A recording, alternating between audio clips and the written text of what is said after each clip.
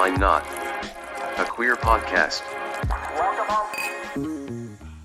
Thank you to our sponsor, Pineapple Healthcare, an award-winning primary care clinic right here in Orlando. Pineapple Healthcare offers mental health counseling, HIV, STI testing and treatment, and specializes in care for the LGBTQ plus community. Open Monday through Saturday. Call today at 407-553-6336 and schedule your appointment. Pineapple Healthcare. Better together. Hi, everybody. I'm Rick Todd. And I'm Jeremy Williams, and you're listening to Wine? Why Not? A queer podcast. Episode 86. How exciting. Very exciting. It's almost like 1986. In fact, as we've been doing the last couple episodes, in honor of the episode number, I have some fun facts for 1986. Would you like to hear them? What are they? Did you know that in 1986, the very first Studio Ghibli film was released? What the hell's a Studio Ghibli? Well, I'll tell you. It is possibly the most famous anime studio ever. Oh. And the first one is That Castle in explains why the I don't Sky. know Was the name of the movie. A couple of other big hits that came out in 1986. Pretty in Pink. Ooh. Top Gun. That's a good one. And Labyrinth. Remember Labyrinth? Yeah. I it's a do good remember movie. that. It's a Do you good know, movie. there's a thing I quote all the time from that. Do you remember the part when she walks into the forest at the beginning of the movie and there's a worm and the worm's like, hello. And she's like, did you just say hello? No, I said hello, but it's close enough. Vaguely. And then she's like, well, which way do I go? And he's like, oh, you want to go that way. And she's like, okay. So she turns right and he's like, if she went that way, she went right to that dreaded castle. This is where she was trying to go. I remember from that Just movie. give the whole movie away. At the end, she says, damn. And as a child, I was like, bitch, you need to watch her language. Did she say damn or did she say damn? She said, damn, under her breath. Oh, okay. Talking to David Bowie, who is in the movie. I know Not a lot David of Bowie. people. Is it Yeah, David? No. it's David Bowie's in Yeah, Labyrinth. it is David Bowie. Yeah. I know yeah. a lot of people that would have said damn to David Bowie. Phantom of the Opera premiered on Broadway in 1986. Oh, yeah. That was the very first Broadway show I ever saw. she's It was the touring Broadway show, she's not an on angel Broadway. of music, that Sarah Brightman. Indeed. And two disasters. Two disasters. Yes. The Space Shuttle Challenger blew up, and the Chernobyl disaster both happened in 1986. Do you know what other disaster happened? I don't. Do you That's- want to tell me? That's the year Fox News started. No way. Yes. I hate Fox News. Hey, listen, if you're listening to us because you stopped watching Fox News for 5 minutes, thanks for listening to us, and take no offense to that. If you're listening to us after taking a break from Fox News, I'm shocked you're listening to us. Hey, you know what? Our critique of entertainment knows no boundaries. It sure doesn't. I'm sure that we have a few Haley voters. I don't know. I think we barely have Kamala voters. I think we barely have listeners. No, just kidding. Do you remember where you were? Oh, when?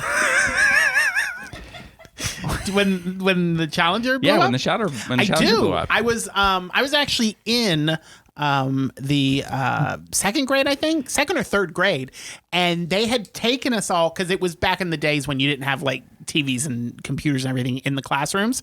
So my teacher took us to the library, and they had one of those little rolling TVs on that little rolling cart, and they wheeled it into the library so you could watch it. And as soon as it blew up, they turned the TV around and they said, "Take the kids back to their rooms." Oh my goodness. Yeah. You know, I was in middle school. What, you were in elementary school? Yeah. Were you in preschool? I was in elementary school when it happened, and I was going to school in Houston, Texas. And because Houston is such a part of the space program, it was something that like every teacher there had applied to be the teacher that was on that shuttle. And so when it blew up, school stopped. They put us all in the assembly room until our parents could come and get us, and it was just a big, sad day. All the teachers were crying. It was terrible. Yeah. Yeah, it was very sad, very sad. No, 1986, I was second grade. In the little second grade library. In 1986, I would have started kindergarten in 1980. I was in sixth grade. No. You were could still in not. elementary school? I think I was, no, wait. I was in, I was 17 and in the third wait grade. a second. I would have been 11 years old. That's sixth in grade. 1986. Yeah, because 5 years old is kindergarten. Wow, I remember it so differently.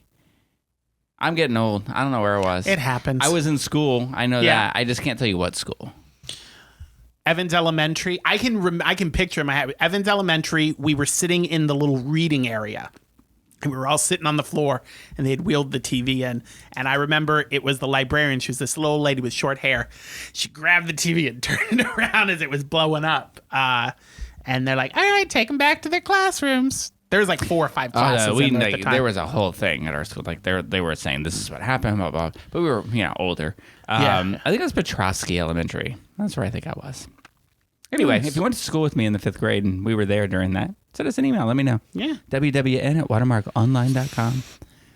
Oh, we haven't done that in a while. Or hit us up on our socials. I would just explain that the pause in my sentencing and the reason that we're being so silly at the beginning of this is because my camera keeps shutting off. Don't give away the magic. And it did again while I was asking that question. So I just decided to hit it again and just go. We're just going to go with it. We're going to wing it. So if you're watching this and for the rest of the time the voices don't match the video, email Caitlin. Tell her wwn@watermarkonline.com. In honor of Studio Ghibli, our voices will not match up with our mouths. Oh, that's fun.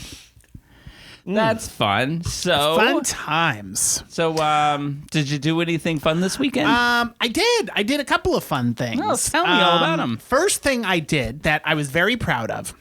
Last week, our dryer broke. The little knob that you turn to set your timer or whatnot. The little stem in it broke off. So we had to order a new, it's called a dryer timer. We had to order a new timer and a dial, and I had to pull the little panel off and pull all the little wires out. There's like 20 wires. If you ever open the back of your dryer, all these different wires that plug into the timer, and had to hook it all back in and then screw it back in. And now the dryer works perfect. And I felt very proud of myself. Well, congratulations, little maintenance man. Little Phil Dunphy moment. A little bit. Remember in Modern Family when he had to take the dryer apart? Yes. Mine was not as dramatic as his. Well, you didn't have 2 daughters to help. That's true. It was just me. Good for you. Yeah. So that was fun. So in celebration of fixing the dryer, I went and had lunch with my friend Melissa, and we went to Wave Sushi. Have you been there? Wave Sushi? Wave Sushi. I have not. Where's this at? It is over on. It's in Maitland. But before I give you the directions and everything, I don't recommend going. So we went. So it's an awesome concept. So you go in and it's sushi, but it's like sushi made to look like other foods. So they have like a sushi pizza and a sushi burger, tacos, burritos. But it's just giant. What's going on in those Speedos? It's just giant sushi. So Melissa had found it. So we went there. That is giant. Yeah, they were huge. So it's one of those places where you walk. It's not like a sit-down restaurant, so walk-up counter. So it's like visiting the soup Nazi. And it was kind of like visiting the soup Nazi because the girl at the counter, we get in there and she's like, "Have you been here before?" And we're like, "No, it's our first time."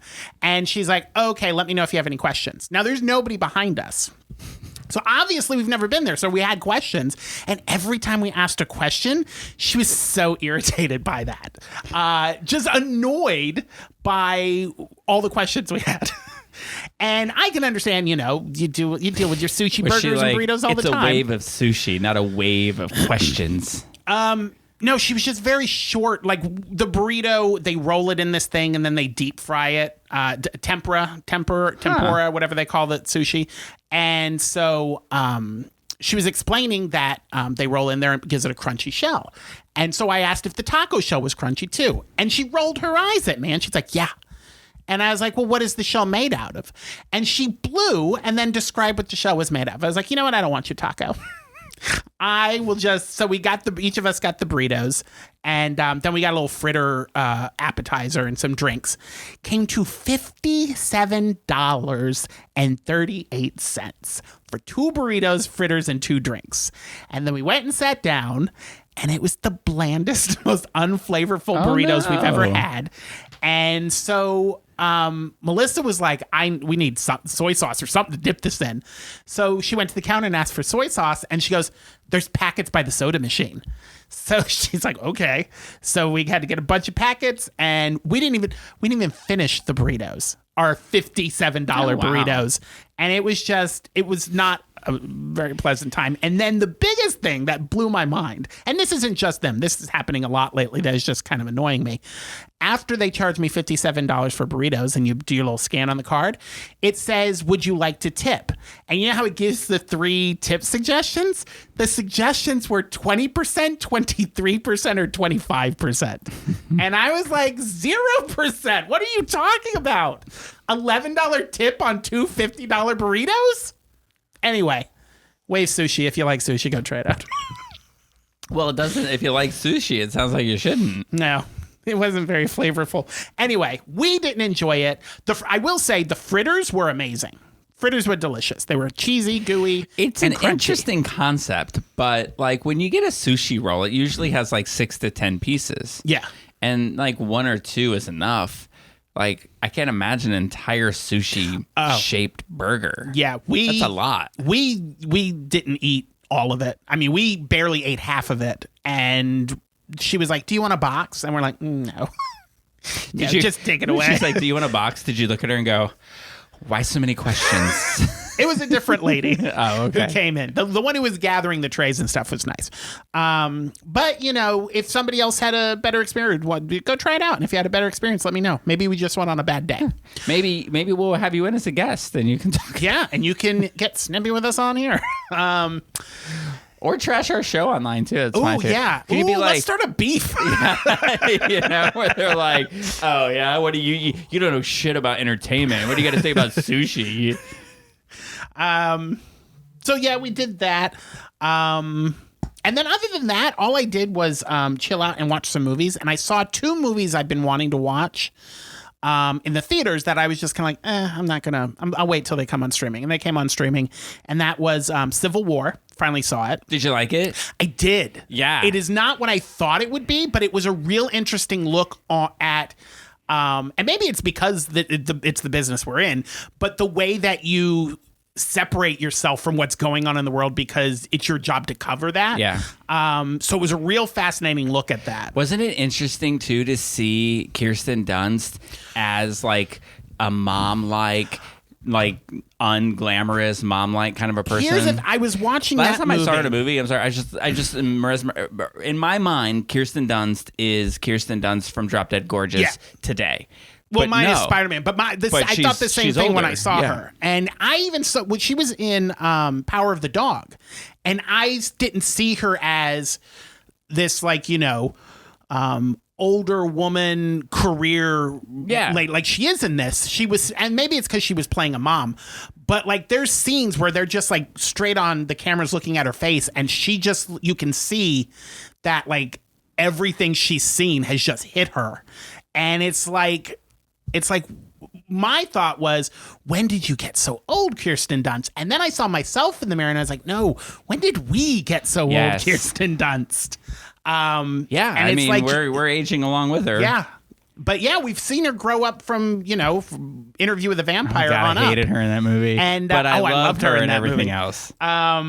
And I just I saw her as a woman for the first time. Well, yeah, and like as a normal person, not as like, I mean, she that tells you how good she was at it. Is that she just seemed like an everyday normal person, and not like this celebrity. I wonder if that's Kirsten how a Dunst. parent feels like when they see their child like getting married, or they see them as an adult for the first time, and it's just like, what happened to the child? When did you become this grown up? Unlike JD Vance, I will never know what that feels like.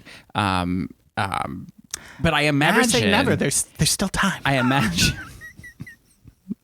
imagine that parents never see their children as anything other than their little babies. Yeah, but great movie. It's on Max. If you didn't get a chance to see it in theaters, check it out. Were you surprised? Like, when you saw the previews, like, I didn't say anything about this because I had seen it and I know you hadn't. Yeah. But when you see the previews of it, were you surprised at what started the war, or who the bad guy was in it, or the type of character it was? Because I didn't expect that. I didn't expect that pairing. Like, I didn't expect those to be the states that seceded. Right. Yeah. Right. And I didn't expect then that. I mean, I don't mean to give it away, right? But like, but I'm going to, Yeah. right? So if you haven't seen it, stop Fast listening for forward. a second. Yeah. But Caitlin will put a timestamp in there. that it was a Trumpian president. Yeah. That the states seceded from, and then we're coming after. And so I thought it was going to be a movie about like the South seceding again and then coming after like a liberal president, but that's not what was happening. It was like this. It was different than that, which is really cool. Well, I mean, because that's just where my political leanings go. But what surprised me, or what was intense, I thought, was that scene with. That's Kirsten Dunst's husband. Yes. That's in it. That whole segment was super intense, I thought. Yeah, it was really good. And maybe it's just because as somebody who looks over writers and young writers as they're working in journalism, some of the reactions and the way that the young photographer who the girl kind of follows Kirsten Dunst around, she was irritating the crap out of me in that movie. I'm like, I need you, if this is what you want to do with your life, I need you to focus and stop losing it all the time. And I know that, it's, you got to learn to separate your emotions, but it was annoying the fuck out of me. You might cover different stories here than they were covering. Yeah, but you know what you're getting into. And I see this in movies all the time, and it's always usually it's kids, but it's the younger ones. It's like all of these terrible things ended up happening to these people because of you. Because you, Right. the inexperienced, couldn't follow fucking rules. Right. Yeah, Anyway. I hear what you're saying. That is coming back to me. But here's the important question. Not to cause any rift between you and your interns, but would you take a bullet for your interns? No, but I would not take my interns into one of those situations. If I was Kirsten Dunst, I would have dragged her out of the car in the beginning and be like, you are not coming with us. You are not ready for this. You will get us killed. I bet she's ready now. Oh, yeah. After everything she saw and did and what she was responsible for. Mm-hmm. I hope you can sleep at night. How do fictional you sleep? photojournalist. On a mattress that I got from Mattress Giant. Have you seen those commercials?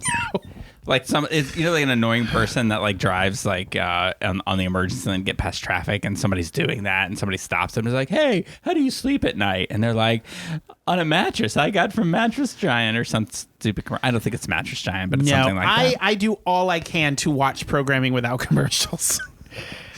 So that movie is I watched that, and then I watched The Fall Guy on. Oh, is that good? Peacock? Is that what it's on? Peacock or so. Paramount? It's one of those. No, I'm not even kidding. One of the top 5 movies I have seen this year. Very close to being the best movie I've seen this year. When I saw the trailers, I was like, I'll wait for streaming. I was already Ryan Gosling. But we watched Cora Bora. I know. Ryan Gosling is one of those actors who, prior to, I would say, Barbie, everything I had seen him in, I'm just like, okay. The way I felt this way about Nicole Kidman until I saw her in Moulin Rouge and To Die For. And it was just kind of like, and then you see them in a couple of roles and it's like, wow, I feel like I'm seeing you for the first time. Barbie and this movie have made me fall in love with Ryan Gosling. Is it a good action movie? It's a great action movie, Is it good funny? comedy. The chemistry between Ryan Gosling and Emily Blunt.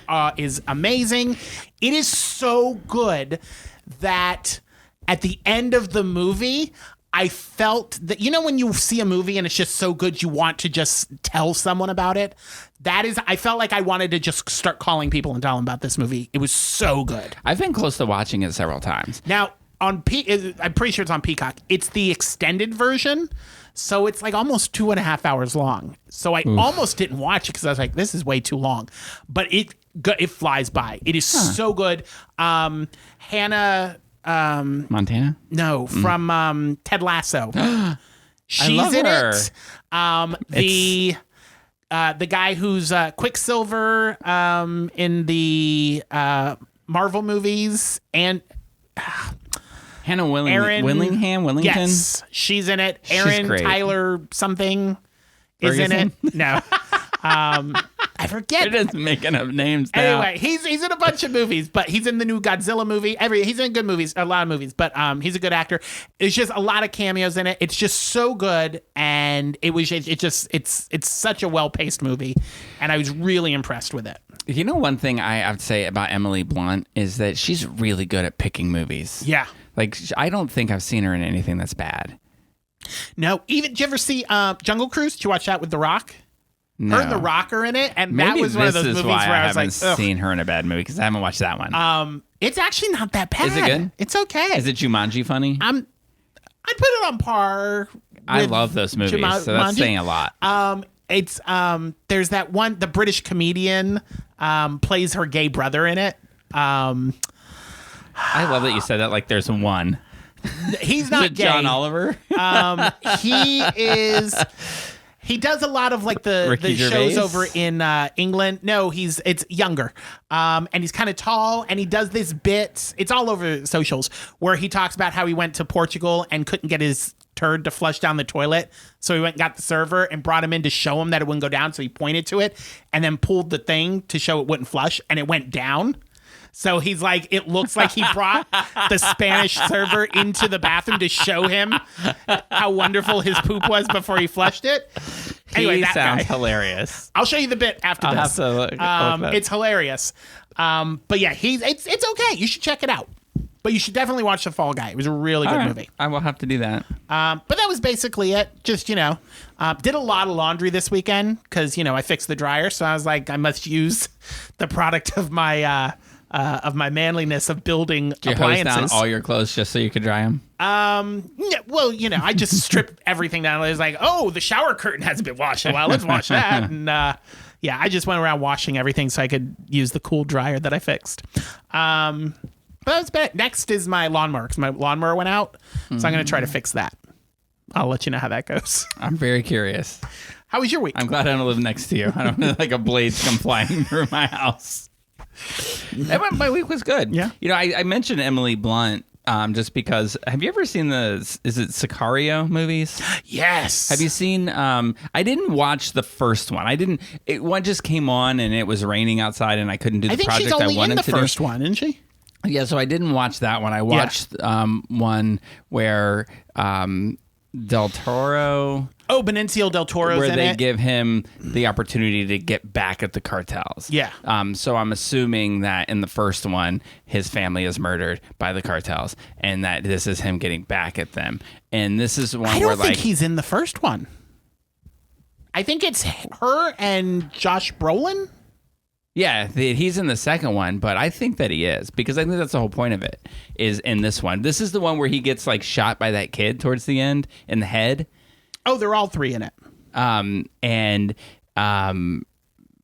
Anyway, I watched the movie and I thought it was really good, and then I didn't really understand the ending of it because I couldn't tell if the kid that shot him, he ends up like surviving it, which is really weird because it looks like his brains got blown out, and I'm like, how does he survive that? Come on. But sure, it went through his face instead of his head. So, but he ends up finding that kid and like trying to stop that kid from becoming part of the cartels. But I couldn't tell if like maybe he felt abandoned by the U.S., so he then joined the cartels, and then is recruiting this kid, or if he was recruiting the kid to work for the U.S. government. I don't know. So I looked it up, and then I saw that Emily Blunt was in the first one. Yeah. And then I was like, oh, I've got to watch this because she's amazing, and this looks like it's probably really good. I don't know why I hadn't watched them before, so I watched that. That was fun. I also caught some episodes because Dylan's gone back and started watching Wednesday. Did you watch this show? I didn't. No. I don't have It's Netflix, really good. and I'm refusing to get Netflix. I am not the kind of person. I mean, this is not my style of show. I would never like that show, and so I've never watched it. But maybe it's because I like. What's her name? Jenna Ortega. Jenna Ortega. Maybe I just like her because she was in Beetlejuice and she was really good. But this is a really good storyline, and I don't usually like magic-y things like that. So anyway, I might have to go back and watch that. Yeah. I haven't watched it. I know my sister watched it and she loved it. From the trailers, it gives me Wicked vibes. Like she's the dark, broody one, and then she gets a roommate who's like all bright and bubbly and loves color. And then it's like, we're kooky roommates and we're opposites. We hate each other, but we're going to be friends. And I was like, I saw the musical. I don't know. I must have missed those episodes because I don't even know that. I'm going based off the trailer. Yeah, I never saw, and I didn't know she had a roommate. I didn't know it was even about that. I thought she lived with her parents. No, she goes to a boarding school or something. Yeah. That's right. And then they show up to see her. Yeah. I only saw like maybe an hour or two of it. Oh. I didn't watch the whole thing. Well, you saw more than I saw a 2-minute preview. Maybe I saw it after they became friends. Maybe you saw it after she murdered her roommate. I'm assuming. Based on the trailer, it seems like she doesn't. She does seem like a murderous bitch. So I watched that a little bit, but it was a busy weekend, even though I watched the movie and stuff. So I left here. I was here on Thursday in Orlando, and I went back Thursday night to St. Pete because Dylan had told somebody I was going to stay here the whole weekend, and we were going to go to the theme park over the weekend. But he had told somebody we'd make cookies, which our deal is we make them together. So I had to go to St. Pete and make the cookie dough Thursday. On Friday, made them. We made like a fall collection of things that were kind of cute. I know we posted it on Facebook, but it was like a couple of leaves and an apple and an acorn and a pumpkin. And so it, in sets of 5, and Is they're the really cute. pumpkin flavored and the apple flavored? No. Oh. No, we've done that before, and some people really like the pumpkin when we spice it. And then we made like a coffee mug, and we flavored it like coffee and pumpkin, so they were like pumpkin lattes. And people love them, but I'm just like, I like sugar cookies. I'm not eating them anyway. What do I care? I should just make other things. But we made those because this person wanted to have a few sets to go to clients, so we did that on Friday, and then Saturday we woke up. And I was like, let's put up these lights. So for Jen, for her birthday, I bought her, there's a lot of different brands out there, but at Sam's Club, they were selling Go V lights, which are they're LED lights that you put up on your house, and they're on the string, and they kind of shine off your house, and you can program them to be different colors, or there's preset things. And so to me, they're like ideal because I like to decorate for things, and then those just stay up year round, and they could either just be white to just shine on your house and, accent your house, or for like Halloween, you can do orange and purple. For 4th of July, you can do red, white, and blue and stuff like that. And then there's like Christmas settings and all kinds of things. So I've always wanted them at my house. And so I bought them for Jen for her birthday, but I bought a set for the house in St. Pete. And we're like, we're going to put these up because this isn't going to take long, right? I'm guessing it based on your face. It took a while. A while. Now, I figured it'd take a couple hours because what I've done to make Christmas lights easy is I put up like those little strips, like like the clips that you have they have sticky things on the back, and you put them up all around the house, and you just stick them there for a second, and then you hang lights on them. So at the end of Christmas, you just widen them all up, and then you just put them on the clips. So it's very easy. But I was like, well, then I don't want to even do that really easy step, so we'll put these up. Now, there's these things come, like the lights are little squares, right? And then they come with these brackets. And what you do is you screw them into the soffit. Sounds easy. Yeah. But have you ever touched the soffits? I don't touch the outside of my house. Yeah. So the soffits, we touch them. There's nothing. I mean, it's open air so that air can flow, right? Yeah. So they have give. You cannot screw a screw into something that is flexible like these. So I'm trying to do this. It's impossible. And so I'm texting Ryan because Ryan had done this at his house. And I was like, what did you do? Like, this is awful. And he had mentioned that he went and bought, those, when you have like a coaxial cable in your house for like cable, and they'll get those little clips and they nail them into the wall. He's like, he got those with the nails because those were easier, right? So we stop what we're doing. We go to Home Depot. We come back, and I'm trying to hammer. Have you ever tried to hammer a nail into something that's soft and flexible that's over your head? It's impossible. So it was making me crazy. So Dylan figured out if you take the screws that they gave you, you put them into these little things where the coaxial goes into, then you can hold them into place and screw them in, right? Okay. Fairly easy. That is until your fingers start to lose the skin. So you put on a pair of gloves, and then the glove gets caught up in the drill and wraps your finger around it in ways that it shouldn't be going. So I almost ripped my finger off, and I was like, this isn't working. Then finally, after like my 10th text message to Ryan goes, actually, I just looked at it, and I got so tired of it that I went and got a staple gun, and I just staple gunned them up to the soffits. And I was like, oh my God, that sounds so much easier. So after like 3 hours, and we only got through a quarter of the house, we went to get staple guns. Then we put them up with staple gun. We finished, I think we started, because we actually started like 10, but it started raining. So we went in and watched part of that movie.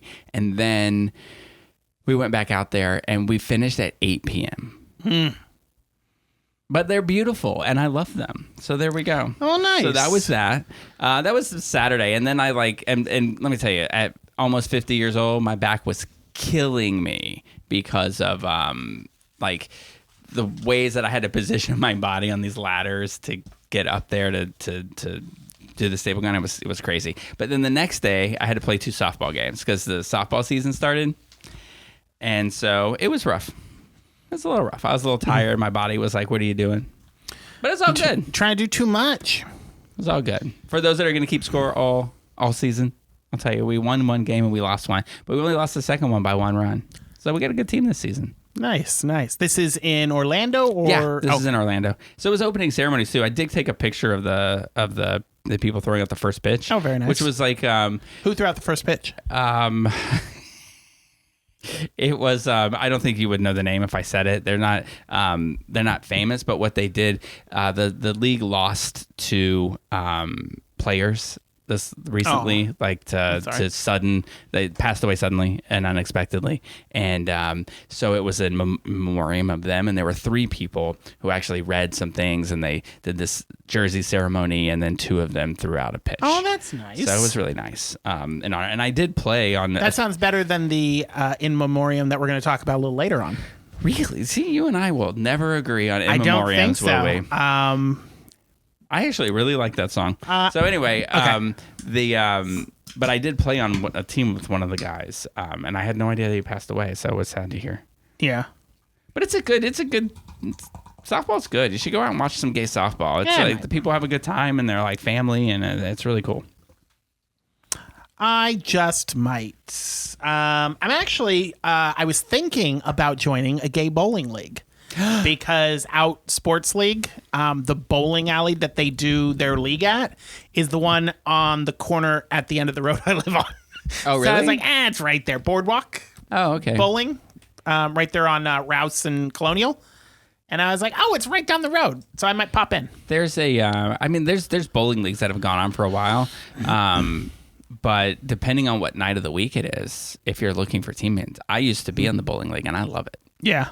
I used to drink beer too, and that's why I bowled a lot. I think it's Wednesdays, but I'm not entirely 100% certain. The only reason I'm even considering it is its close proximity to my house. If they were doing it like at a Loma Bowl, not joining. Yeah, I don't mind where it used to be. Where Primrose Lanes is where I used to bowl at. When I was the one in the that league. they turned to a storage unit. Well, half storage unit, half is still now bowling. Oh, is it still a bowling alley? Yeah, but it's I thought they got rid of it. Bougie bowling now. Oh. There's like a little bistro there and all this kind of stuff. Oh. Yeah. Speaking of bistros, Pom Pom, did you hear it's closing? I did hear that. I did. It was really. I mean, it's sad to hear that because they're great partners with Watermark. Yeah. You know, they cater our retreats, and they recently catered our 30th anniversary party. But I mean, the good news is that she's closing the shop, but she's still going to do catering. Yeah, and she's still going to do things. So that's exciting. So you still get a chance to eat her food. You just have to go to the events where she's going to be. Yeah. That was very sad. But I love Pom Poms. That Mama Ling Ling's Thanksgiving sandwich is the best thing I've ever eaten. I'm telling you, before it closes up, you need to go do the Colossal PB&J. It's the greatest PB&J I've ever had in my life. Just by hearing the word colossal, it makes me think it might be a lot of points. It's not going to be more points than the Mama Ling Ling. The Thanksgiving sandwich you dip in a bucket of gravy. Oh, come on. What isn't good in a bucket of gravy? I'm not saying it's not delicious. I'm just saying I am willing to bet there are more points in Mama Ling Ling than the Colossal.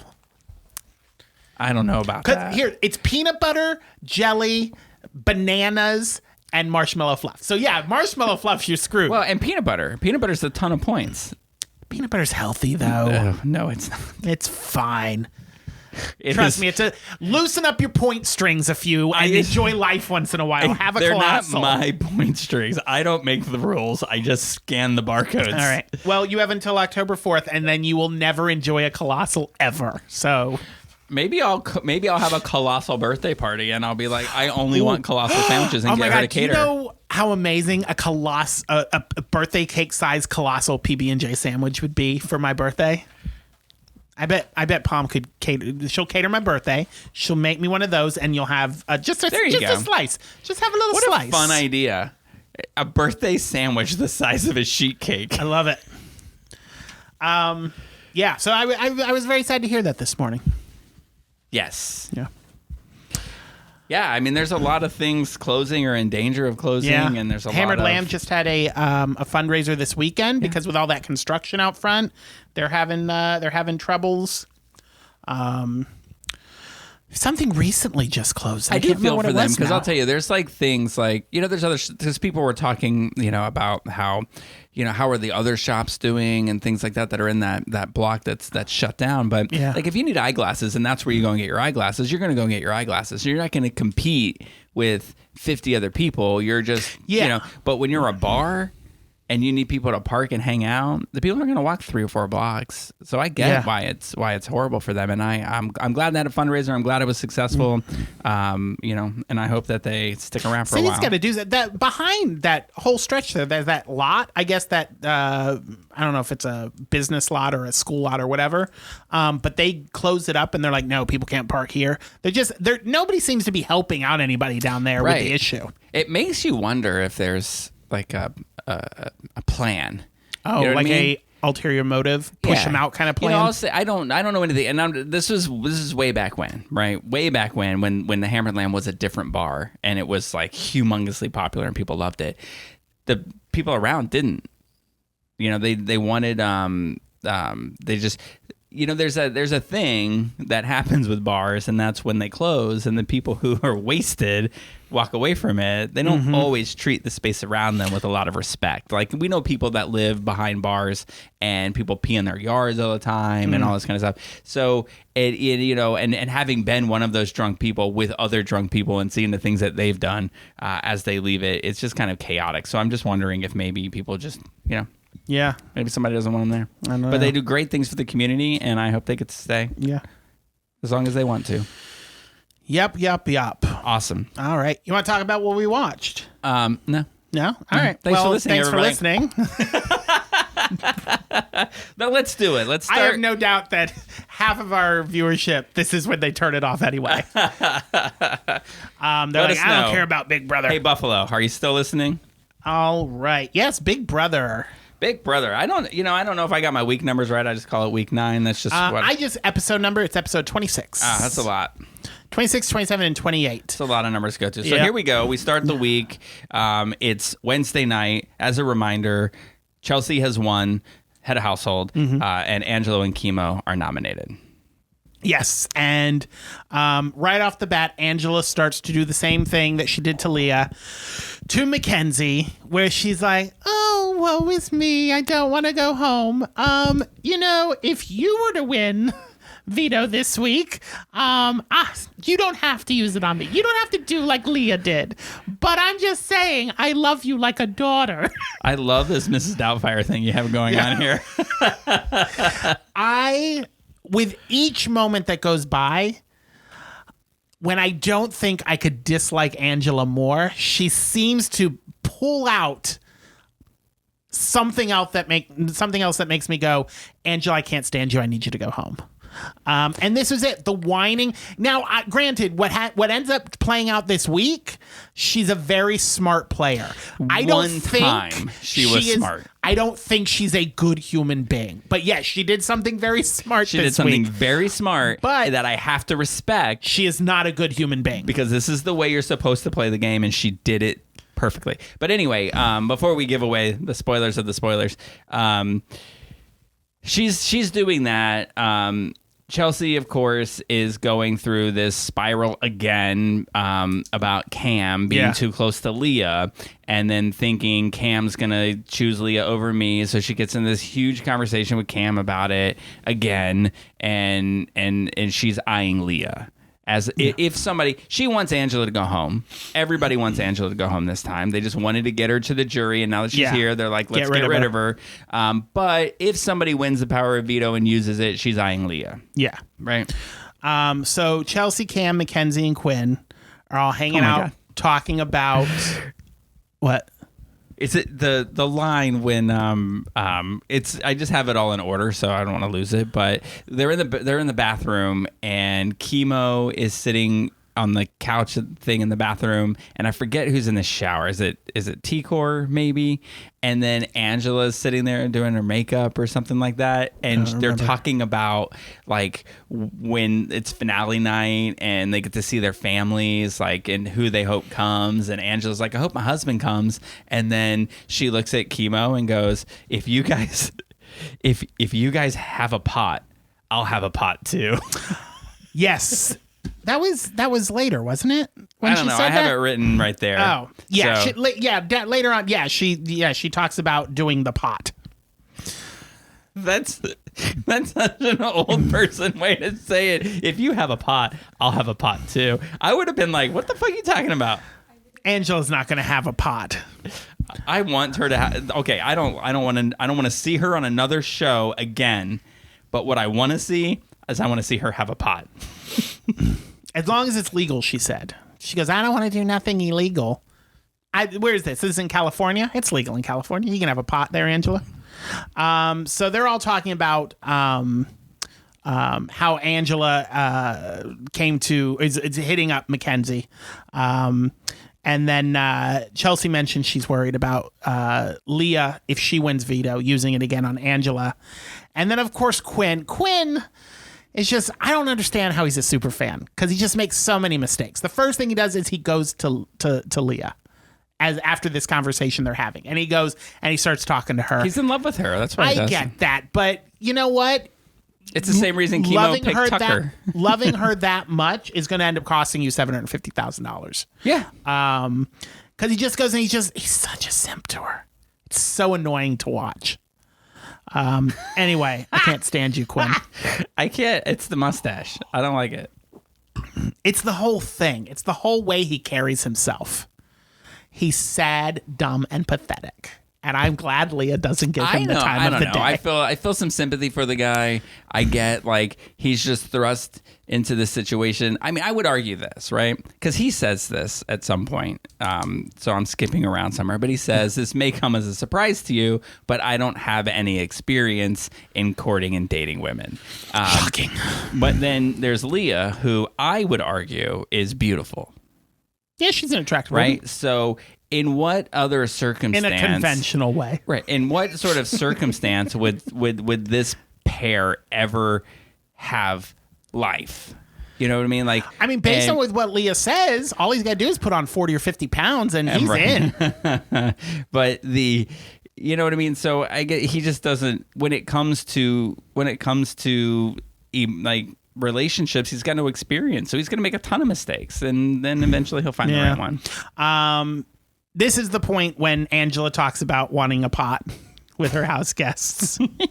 And then Mackenzie and Quinn start to talk, and they're starting to plot, because obviously Angela is the goal to get her out. Is the goal this week. And they start to talk, maybe it's better if we get Chemo out. You know, he's part of this trio. Angela has nobody. She's not a threat. She's not going to be able to pull anybody out. She has no game. Maybe we should start looking at some bigger fish. And that is when I started, as much as I always want Angela to go, it's like a running joke of this season, though. It's like everybody wants her to go, and then immediately when she's on the block and set to go home. In fact, I believe she refers to herself in this series of episodes we watched as a cockroach. And I said, I could not agree more, Angela. But I do agree. So far, I'm like, you've got to break up that trio. Yeah. Because they're getting to the point where their votes are going to be half the house, and you've got to. It is amazing that at this point, usually what happens in a season like this is you'll get like 3 or 4 showmances going on, and so you've got couples. People couple up real fast and easily, and the whole thing is get rid of the couples, or at least break up the couples. So how a threesome is surviving the song is mesmerizing to me. So when they start talking about getting rid of chemo, it makes sense. It makes sense. Although I would prefer, I think of the 3 of them, like I get that, I guess they just don't show T-Core enough. They don't show her having any like a personality or I disagree. I think she has a personality. I don't think that they've for me what they've shown of T-Core hasn't been anything that I can latch on to relate to. Like I feel Rubina and Chemo, to me T-Core is like the one that if one of the 3 of them had to go, I would pick her. Oh, see, she's my favorite of the 3. And I think that she has the best chance of absolutely of the 3 of them of being at the end. I honestly think it's going to come down to Chelsea and T-Core. Angela's going to win this whole thing. Oh, prepare yourselves for it. Prepare yourselves to be annoyed, and prepare yourselves to see her on Dancing with the Stars. No, I don't want to. You know what? I'm going to do it. We're doing an Angela palette cleanser. Cam starts showing his tattoos off to Chelsea and T-Core, and he takes his shirt off, and damn, that man is fine. Yeah. God, that man is fine. Yeah, Chelsea starts to drool. When he takes his shirt off, I was like, maybe he should win. Maybe I see why Quinn is such a simp. I will go in the house and I will do anything I have to make you win, Cam. God, he's gorgeous. Anyway, so we go to the veto comp. Yeah. Yes. So here it is, y'all. Look, I'm so excited for this. Oh comp. my God. Okay. Here's the thing. When we get to it, how this ends, the buildup between the players, the buildup between you, the buildup online, and how quickly it fizzles out. I was like, is that it? No. You got to know how exciting this is, right? Because here's the moment, is one of 2 moments I've been waiting on, right? Because you've got Angela and T-Core, who, not T-Core, Angela and Chemo, who I wouldn't say are my favorite people in the house. So I'm like, I want to watch, it's mainly Angela. I'm like, and this is a terrible way to think because of that one punishment she had where she was crying. But I just want her to go home. And I just know like 2 or 3 rounds into this, because this is the OTEV competition where they all sit up on this hill and they have to slide down the hill, go find a thing, come back. And every time they go back up, one less person, whoever's the last person. You're forgetting the best part. You present trash to a giant trash-talking trash panda. Yeah, it's great. I mean, the whole setup, then they really outdid themselves on this. And it's this whole thing. And you know, like by the 3rd round, if she's still in it, Angela's just going to sit in that pool at the bottom of the hill crying. In watching like Mackenzie do it, who's very athletic, and then watching like Chemo and Angela, who are not, it's so much more entertaining to watch non-athletic people play this game. Yeah. It's hilarious. Or we assume. So because they get we didn't the first. Really get the chance. We get the first round. And the first round, so they give you a question, and you have to go, and there's trash in these. There's like an Orbeez pool with the like little orbs, the little gel orbs, the little packing peanuts. There's a pool of those. Just random crap in water and liquid that you have to dig through to find these cards with the player's name on it. So they give you a question, and you have to go find the answer corresponding name on that card. Right. So they ask, the question was, who did in the first game? The first head of household. Yeah, the first head of household competition. Who didn't get to play? Who is not here? Who is not a remaining player that didn't get to play? Yeah. Right. Yeah. And I think that's with an emphasis on who didn't get to play. Right. Who didn't get to play? Yeah. And so they all start running, and everybody that they're playing or that they're showing talk about it is like, I know Tucker didn't get to play. Yeah, it was Tucker and Mackenzie who didn't get to play. Right, that's what they're saying. But Mackenzie's there and Tucker's gone because all the names on the placards are people who are not there anymore. So they're like, it's Tucker. So they're spending the first round trying to find the placards with Tucker's name on it. I think the wording too, it wasn't that they didn't get to play, it's who was not allowed.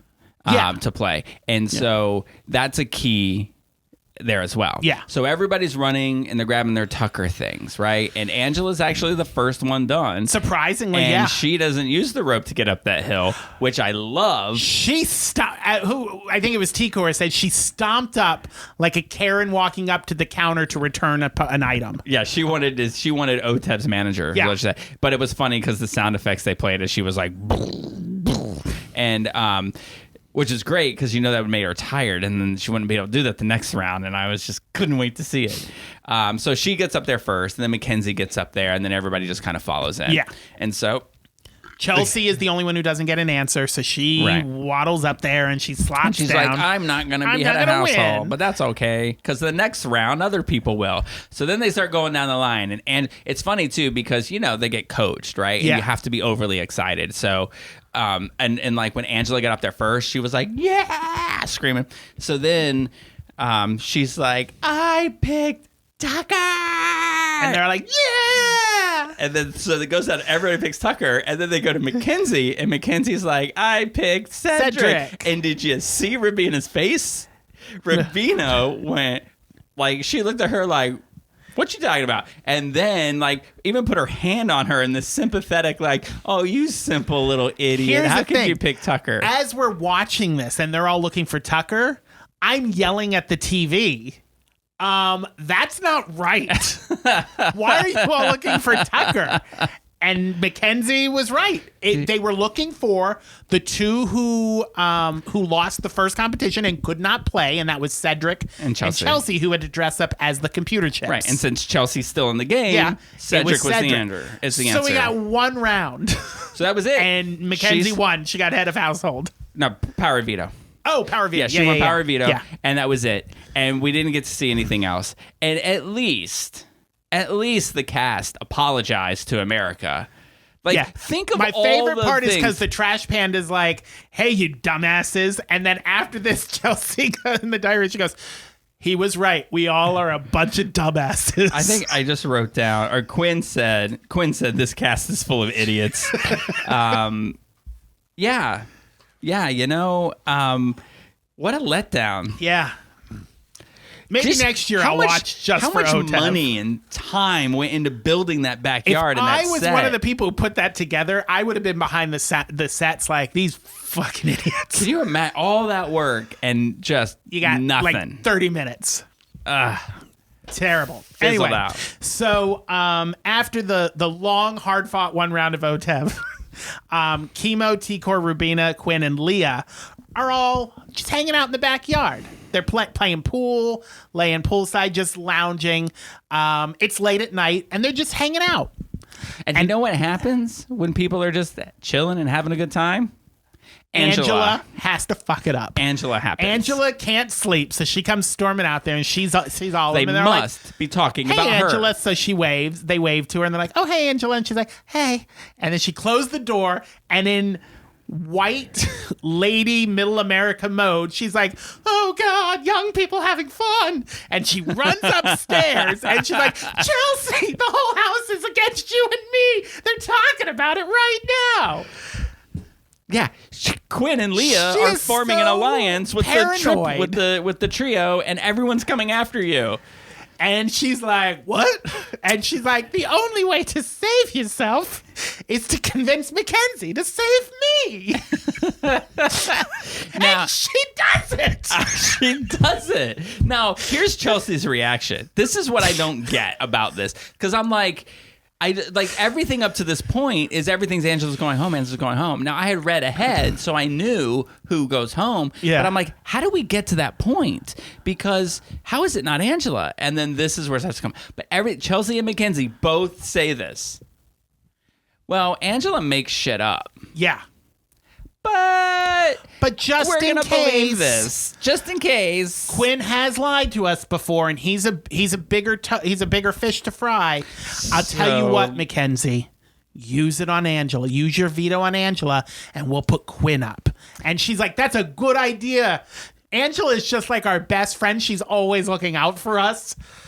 You know what? The trash panda was right. Y'all are fucking idiots. Yeah. So then So then to save her ass, because now not only are you trying to get people out, but as you get them out, you have to make them like you for getting you out. Yeah. So that they'll vote for you at the end, because whoever goes out is going to go to jury. So she goes right up to Quinn and it's like, Quinn, it's Mackenzie. Yeah. Mackenzie goes, I'm gonna use this. This makes no sense to me too. I'm gonna use this on Angela because I have to for my game. Now what happens next is Chelsea. It's not Chelsea's mine. problem. It's out of my hands. If I was Quinn, I would have said, no, it's your problem because you don't have to use it. And if you use it and I get put up, I will not vote for you in the finals.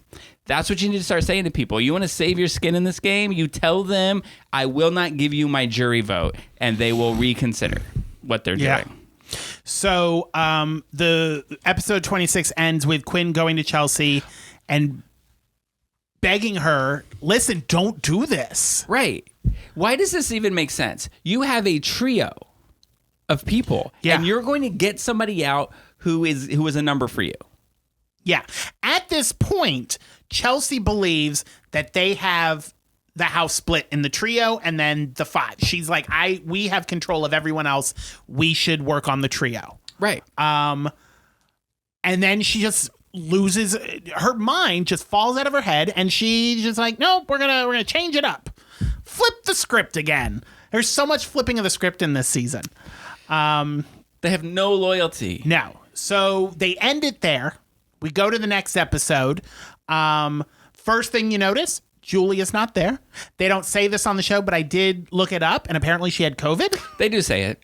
On the show. I didn't hear them say it on the show. He said she's got a little case of COVID. But Jerry O'Connell is guest hosting.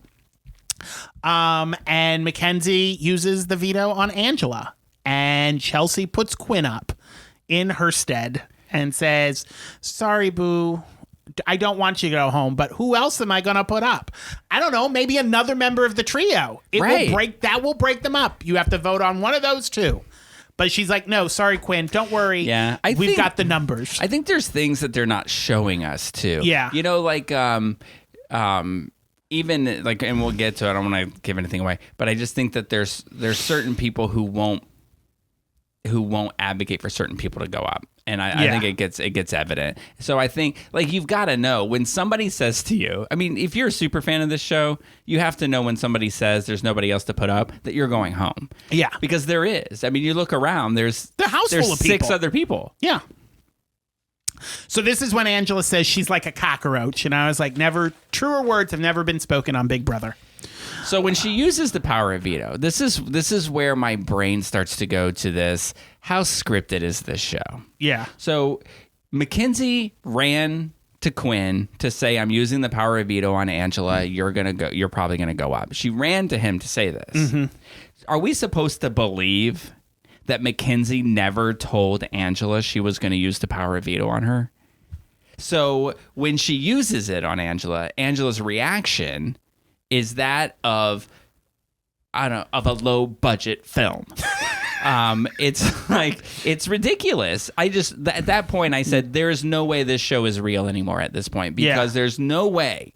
I won't believe it. I don't care how many times you tell me. I just can't believe that she wouldn't have told Angela. So what did they do? They said, hey, we're not going to show it. So when it happens for ratings, make it look like you're surprised. Like, I don't even understand. Her reaction of surprise is stupid. Yeah. So after Chelsea puts up Quinn, she does what has become tradition in this house. She goes and cries. Yeah. And she's like, it's just so hard. And it's like, it's not that hard. You know what would have stopped you from crying? Not doing what you just did if you knew it was going to make you cry. Right. And they try to, you know, I call it post justification, as they go back and they give all the reasons why. Well, he would have done it to us. He would have done it to us. Yeah. You know, I think he had the opportunity the week before to put any of them up. And he put up his best friend because he said, I'm going to honor these 5 people. And so I'm going to put my best friend up because I told them I'd keep them safe because they got Tucker out. I'm not going to go after them. Now, that should have shown them that he, at least for a couple more weeks, right? Because when you get down to like 6 players, all bets are off. I mean, like you said, unless there's something off camera that he's doing that's leading them to believe that he can't be trusted. That's true. But Leah is mad at Angela, and she's in the shower crying. And Angela goes and talks to her. Angela is so obnoxious. I started calling her Rasputin in this series of episodes because she goes and she stirs pots like nothing is her fault. And she's just like, I don't know what you're talking about. Because Leah's all upset and says that she lied to her. And she's like, no. We were lied to. Both of us. I am on your side, Leah. And the thing is, I don't know if I pointed this out, that Angela knew when she went to Chelsea and said Quinn and Leah are starting this thing. Mm-hmm. She knew it was a lie, but she did it to put the focus on Quinn and to save herself, which is what was really great. And that she admitted to us that she knew she was lying was important for me to say that was a good game move. But now she's going back and pretending like she to didn't everybody, say, even to us, which I don't appreciate, is that she's trying to say she didn't say that, but she kind of did. So Leah tells... She never said that Leah was the ringleader. No. That she's accurate about. Leah tells Angela, I talked to Chelsea, and Chelsea said, you said that I was the one who was trying to get the alliance against her. And she's like, I never said that. I'm going to go fix this. And she goes up to Chelsea, and she says... Leah's upset with me because you said that I told you that she was the ringleader. And she goes, no, you came and told me Quinn and Leah are in the backyard with the trio and they're making an alliance. And then Angie's like, oh, you must have not misunderstood what I was saying. No, she understood. You're just lying out your ass. Yeah. So annoying. And that's when I had to write down, oh, Angela, how I despise to watch your face on TV. So we get ready for the vote. I don't know if you noticed, but Chemo is wearing his rainbow heart pin to remind everybody, vote me out and you're a homophobe. Just wanted to let you know. Hey, it's a game move. Hey. Do we skip over the part where they played Marry, Kiss, Evict? Because I thought that was hilarious. Was that this episode? I think so. Because it was before the vote. Because he made a reference to it. Quinn they're all looking at the photos up on the wall and they're playing Marry, Kiss, Evict, and all the girls, just to give Quinn that win that he needs. I'll say that they would marry him. Right. But then... Oh, and then they did that thing, because then after that, they were all like, Quinn's cute, and he likes Leah. Let's get Leah to kiss him. Oh, yeah. So then which is all, so juvenile. Grow up. This is the first time that I've ever looked at it like, wow, these are young people in this house. Like, so here's this girl that says she doesn't want anything to do with this guy, and now you're going to try to bully her into kissing him. And it was just, I'm like, and please don't make me watch this poor kid get his heart broken when she says no. And then it's just a train wreck. It's like watching a bad comedian. So that's exactly what happened. She literally ran out of the room when she said no. But then... she admits that she might have a crush on him, and I was like, "Oh my god, what's happening here?" So we're at the vote, and they get up and they give their speeches, and I just want to mention this because Quinn I don't hate Quinn. Quinn mentions that he says hi to Jerry O'Connell, who was in a TV show called Sliders. Did you ever watch this show? I know of the show, though. I loved this show. So when I'm like, was he really? Because he says that he was named after his character in Sliders. Oh, all right. And I thought, well, that's pretty cool. I just like his speeches. I think that they're like that kind of like super fan kind of speech. So they both give their speeches. Yep. And then the vote starts. Yep. 4-2, T-Core, Rabina, Mackenzie, and Cam say goodbye to Quinn, and Leah and Angela vote Chemo. Angela going in and voting Chemo the last 2 weeks, even though she seems to be leaning more towards the other person going out, is just hilarious to me. And she's like, I thought that's how the house was gonna vote. You are so removed from everybody else, it shocks me your ass is still here. Yeah. Anyway, so Quinn goes home. Did you catch this thing that happened when when they were hugging everybody or when trying he said you're lame? Oh no. I think that's I think everything Quinn does like in this moment is a reflection of things that other people have done when they left the house, and that he's trying to be funny about it all. Except Rabina tries to hand him something. Yeah. And he says, I don't want it. And then he walks out because it was a bracelet that she had made and it said jury duty. And he thought that she was rubbing it in, that he was going home because they weren't close. And it's like, haha, you're jury duty. And so he's like, I don't want it. And then he realized afterwards, I think somebody had told him that it was it was a nice gesture on her part. And then he felt bad about it. But I thought that was an awkward moment. He also did something like what Joseph did last week, where obviously you're pissed that everybody voted you out. And he does that quick exit. It's like, hey, bye. Because you're in your hurt feelings. And I get that you all, don't understand it's a game and you're whining right now. That's fine. But it's a sore loser move. Yeah. That both of them did. I think that, again, and I think from Quinn, I'm just watching many, many, many people over the years get evicted. I think that his whole thing is just sort of that I'm going to be this character of a person. Because I think, again, that they're all that acting. explains why he went home. Maybe if you were more yourself, Quinn, you'd have stayed in longer. But there have been dramatic exits. Like there are people who like have run to get their stuff and gone out and didn't touch or say anything to anybody. There's other people who stand at the door and then start pointing at everybody and giving away all their secrets right before they leave and causing all these, like there are some crazy exits. So his to me was nothing. But the weirdest thing about Quinn getting evicted and being interviewed, I do like that Jerry O'Connell. Yeah.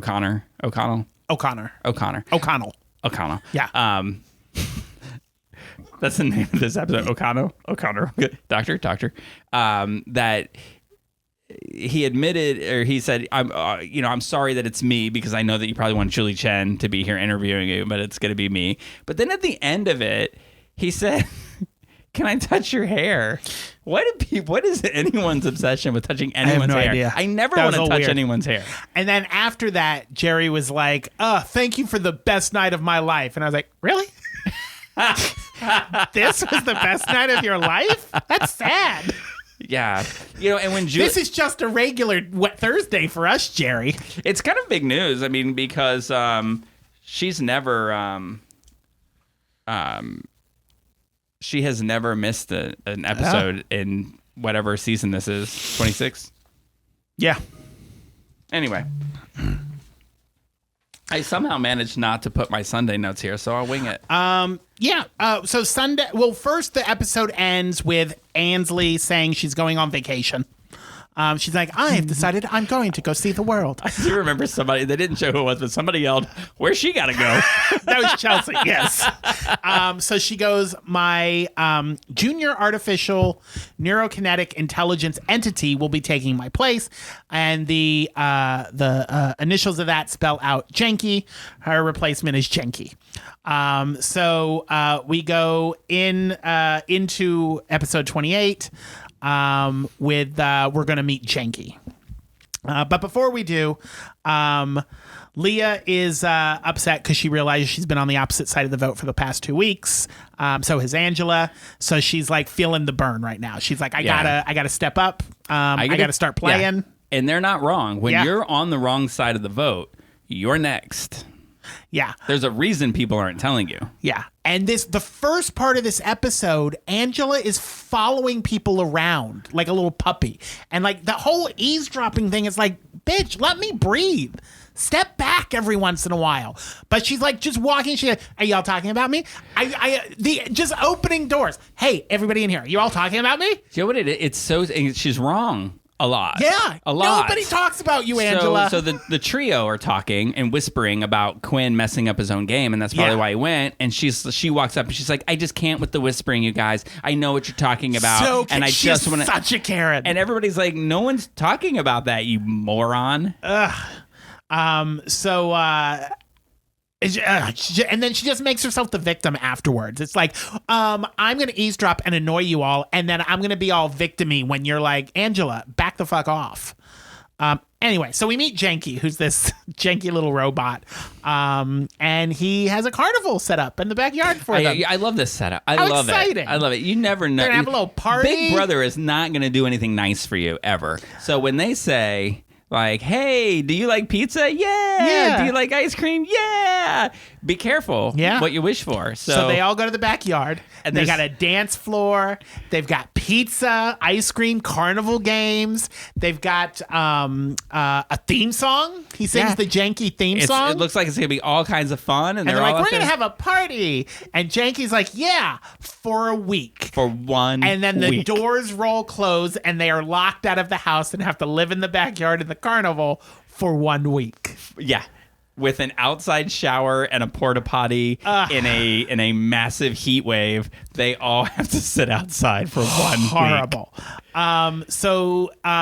They my favorite part is they're showing it and they're like, eat pizza, and they're like, oh, and they're eating pizza. Eat ice cream, dance party, sing my theme song, and they're going on and on and on, and they're just, you can see them getting burnt out.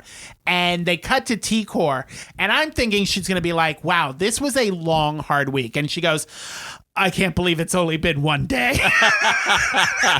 Yeah, so anytime that Janky says have an ice cream party, they all have to eat ice cream. Have a pizza party, they all have to eat pizza. It doesn't matter when or what, and it's hot outside, and you got to eat pizza in the heat. And then if he says dance party, which let me tell you, I got to say, as much as I think that this season is probably one of the worst casts I've ever seen, it is one of the best seasons as far as the structure and the things that they have going on, especially coming off of last season's multiverse thing, which is not my style.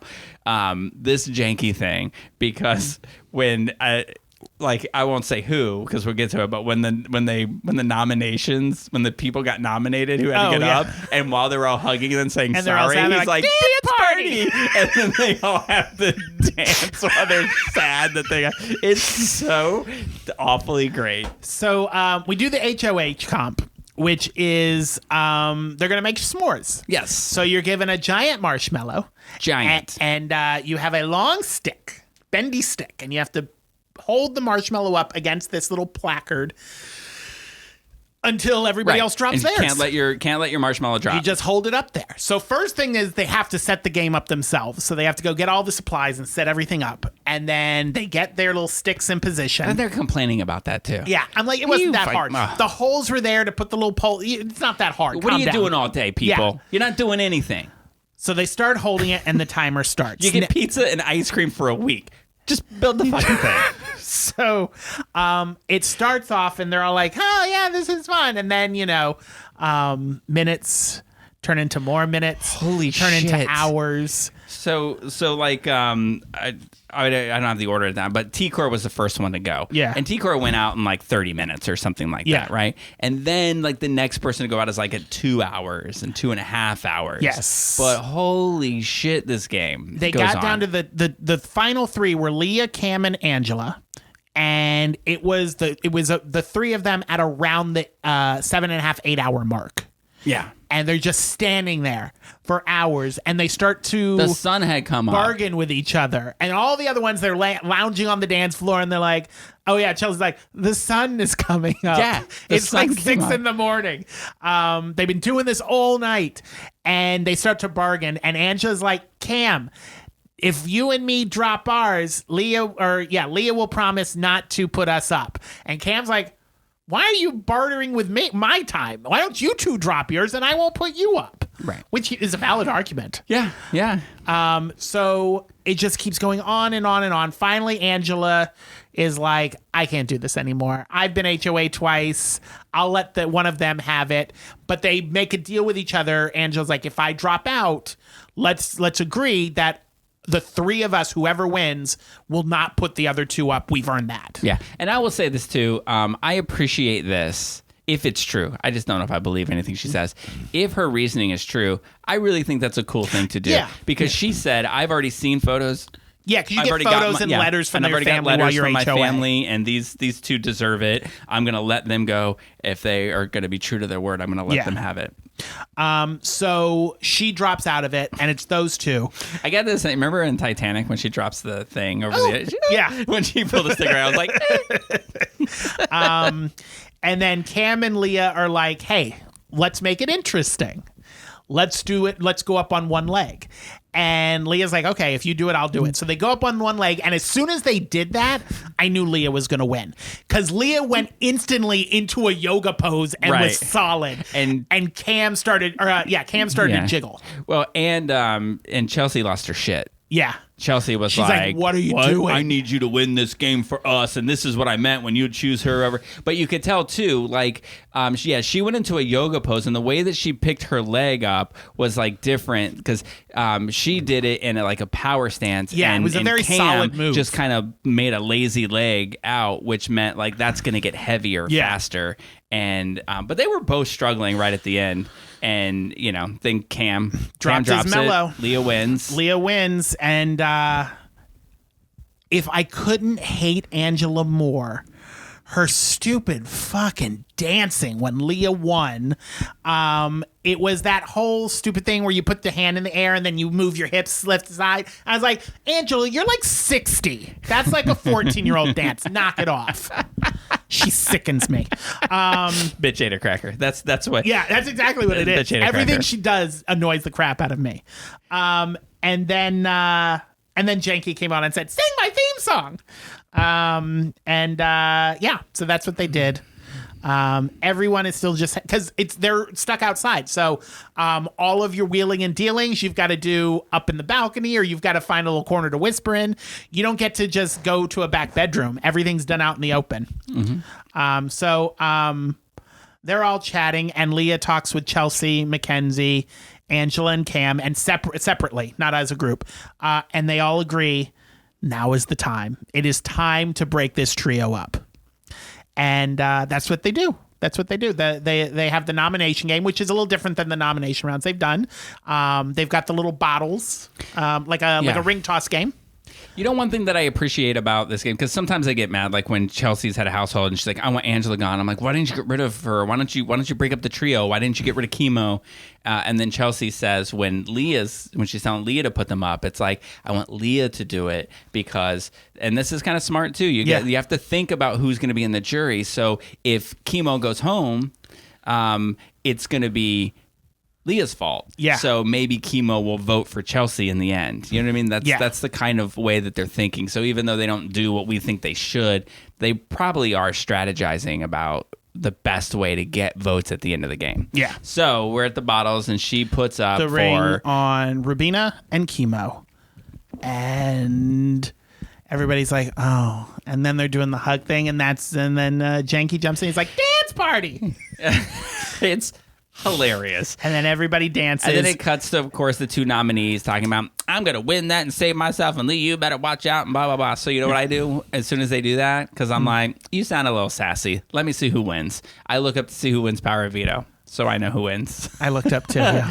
Yeah. There's an interesting twist coming. And it's like, but I mean, it's smart. I mean, now is the time to break that trio up. And the thing is, if Rubina or Chemo win immunity, or somebody wins immunity and pulls them down, you throw T-Core up there. You make sure it's one of them. But it's one of them that goes home. But if they're good, if that trio is good as they think that they are, then they will find a way for someone to use the veto and them to put somebody else up, and then that person go home. Like, if they're smart and as good as they think that they are, then you could make an argument that Cam, that Cam, Chelsea, or Mackenzie, or Angela will be a new trio. Are bigger. If problems. I were them, I would start pushing that, because it's Cam, Mackenzie, and you probably could swing Chelsea by saying Cam, Mackenzie, and Leah are real close. Yeah. He sure does put his head in them white girls' laps a lot. You know what? Angela the situation up. Go up and say, I saw Leah and Cam making out. I saw the three of them behind the wall, full on three-way going to Paris. Right. On a pillow with your face on it. Chelsea, I think it's time we got Cam out. if this is the game we're going to play, straight up lie. Yeah. Listen, I heard Cam is going to kill you in the house. He's going to murder you. We need to get him out. He's a convicted felon. So interesting. Yeah. The way it's going. But we'll see what Yeah, happens. stick in next time. We'll see what happens. we big brothered for 3 days, and then we rested on the 4th day, like God, by watching the Emmys. Yes, the Emmys. A good old homage So to the you're probably best of thinking, television. how did you all watch the Emmys? The Emmys just happened a few months ago. You're not wrong. The Emmys did happen earlier this year. I thought it was rather quick. Yeah, it's because with the strike and everything, right. the Emmys usually run every September. It got postponed to mid-January. So we had the Emmys in mid-January, and then we're back around to the normal time that it happened. So it was hosted by Eugene and Dan Levy. First time a father and son is hosted. So, congratulations. First time probably two Canadians. Maybe, yeah, possibly. I don't know who Canadians are. They are They people sneak that into our country all the time, and I can't tell them apart. they're people from Canada. That's true. That is accurate. That is accurate. So one thing that I found interesting when the show first started is typically, whether it's the Oscars or the Emmys, there's usually some sort of opening, whether it's an opening number or like a little comedy skit, like, with a video or something. Specifically the Emmys. The Emmys are known for like opening with a video where they stick the host into different clips of movies and stuff. But this is just like, welcome to the Emmys. Here's your host. And they come out. And they do a little bit of stand up. And that was it. That was the whole opening. Did you want to talk at all about the red carpet stuff? Did you watch the red carpet? No, I didn't watch the red carpet. Okay. I don't have cable. So all I was able to do was watch the Emmys themselves. Okay. On ABC. I don't have Well, then also you didn't see what Dan Levy. I did see a photo of some weird half pop collar that he was like wearing. he is at dinner and like tied a napkin around his neck like they do in like, old style Italian restaurants, but that wind had caught it and it was sticking up over here. Yeah, it's But we won't his do fashion that. choice or his fashion choices. Oh my god! I knew when I said that the reference of bitch ate a cracker when we were talking about Big Brother, Yeah, because that's how you feel about Angela. There was a moment on the red carpet where they started talking to Laura Dern and Reese Witherspoon, and I just wrote, "Look at that bitch, Laura Dern smiling." I love Laura kid Dern. you, I Laura don't Dern. understand how you don't like Laura Dern. It's because of Jurassic Park. But other than that, I love her in Jurassic Park. That's okay. We've agreed that we disagree on everything. So I will perfect. say Dan Levy's bow tie looks like he borrowed it from Jack Skellington. It was thin. It was long. It was ridiculous. So I'm watching the beginning part of the whole red carpet thing, and there's this guy who's interviewing them, and the whole time the guy's interviewing, I'm like, this guy looks like he should be Superman. Like he just looks like the ideal Superman. Well, at the end of the show, I guess, and he was a little off at times, but he was doing a good job. But Robin Gibbons, no, not Robin Gibbons. Robin Roberts was the other host of this for ABC, and so at the end of it, she said, thanks Will Reeves for doing this. No one would have ever known this was your first Emmys. You did a great job. Chris and then Reeves' I went, son. oh my God, that's Chris Reeves' son. Of course he looks like Superman. He looks just like him. Oh wow, I didn't know he was working for ABC. Okay, so I know he's a journalist, and he is making a cameo in James Gunn's new Superman movie that comes out next year. Oh, okay. He does a cameo as a journalist. Oh, okay. Yeah, I didn't know he worked for ABC.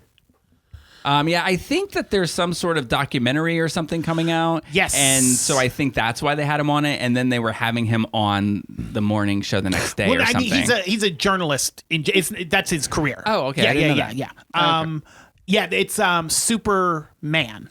Super/Man is the Christopher Reeve documentary. Yeah. It comes out it's in the award and film festivals and stuff right now. Yeah. Yeah, I wouldn't know how that works. Oh wait, I know how two of them work. So I thought the opening was cute and funny. I thought it was fine. I think that nothing that's exciting. what I'm going to say about the whole thing. Like it wasn't like this. Oh my God, that was amazing. But it wasn't. Nothing was bad, and I thought it was entertaining. No. And I will say, and I told you this earlier today, but they made a joke, and that one joke made their yes, I have hiring that worth joke it. right here. It's from Eugene Levy, and he said. I know some of you might be expecting us to make a joke about whether The Bear is really a comedy, but in the true spirit of The Bear, we will not be making any jokes. Zing. Yeah. Anyway, So, and they cut to the bear, and they're all like, yeah.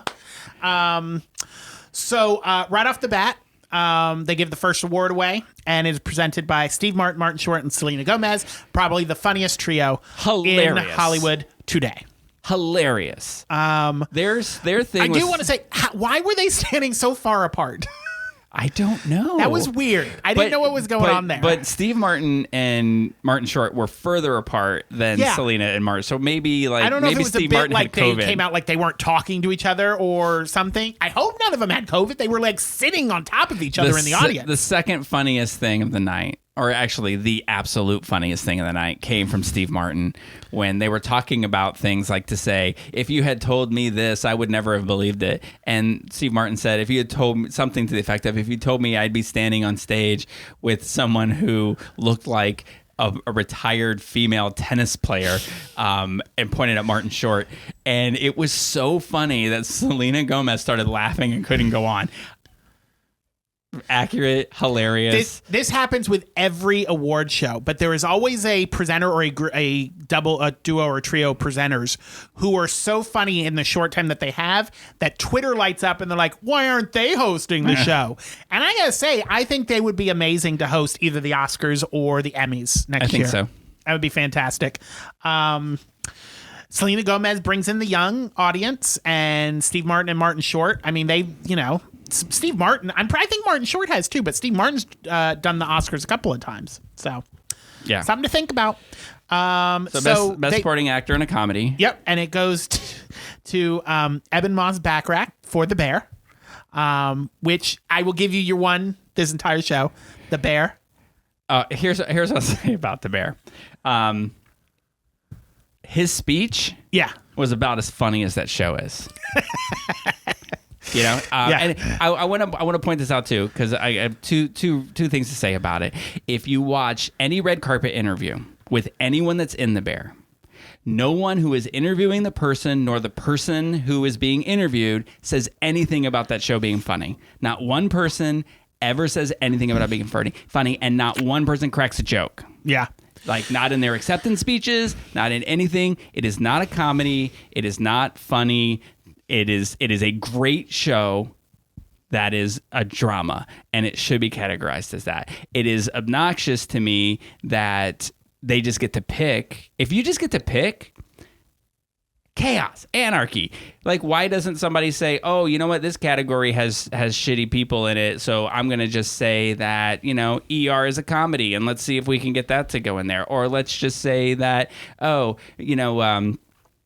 maybe Matt Bomer isn't going to win because this thing is too too competitive. So let's throw him in the actress category and see if he can win in that. Like, it's absurd to me. Yeah. But now, they're just like with them putting that up, you are the studio and the show producer welcome to put up in any category. Now, it'll come down to the Academy. Situations like that, they're just going to say, no, we're not going to make Matt Bomer a nominee in that category. Is my second point. Yeah. I am no longer mad at The Bear for it winning all of these awards.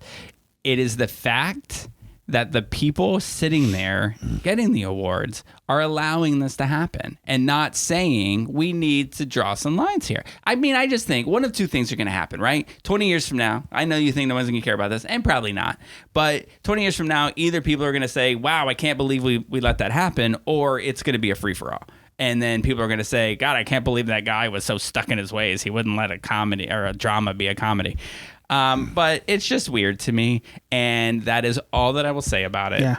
That it's not a comedy. But if the people who vote for it want it to be that way, then I guess I will learn from the 12 steps and I will change. I will accept the things I cannot change. And this is one of them. So there's the wisdom. Next. So he got his award. Then we moved on to Outstanding Supporting Actor in a Drama Series, and Colin Farrell came out, who I will say his show Penguin premieres on Max this week, and it's the spinoff from his character, the Penguin, in the Batman with Robert Pattinson, and it's getting amazing reviews. And they're saying it's on par with The Sopranos. So really? I'm super excited to start watching this, but it's getting amazing reviews. So I have to go watch the Robert Pattinson one. Oh, if you haven't seen it, yeah, it's really good. It is a really good movie. With the caveat that you're a huge Batman fan. Yes. Okay. Also, I mean, it made $1 billion or something like that, and it got amazing reviews. It's being called one of the best Batman movies. Okay. So it's check it out. It's up there. I enjoy the movies. Yeah. So he was giving out Outstanding Supporting Actor in a Drama Series, and that went to Billy Crudup for The Morning Show, which is, in fact, I checked, a drama. Yeah. So I haven't seen the third season of it because I refuse to pay for Apple Plus. You see how that works? But I will say, Dramas go in the drama category. It's in crazy. the first 2 seasons, there are some funny moments. Yeah, and there are dramatic moments in a comedy. I've seen a couple episodes of The Bear, and I've seen more comedy in The Morning Show than The Bear. I will just say that. Yeah, I appreciate that. I feel validated. Billy Crudup seems like a really good person. Yeah.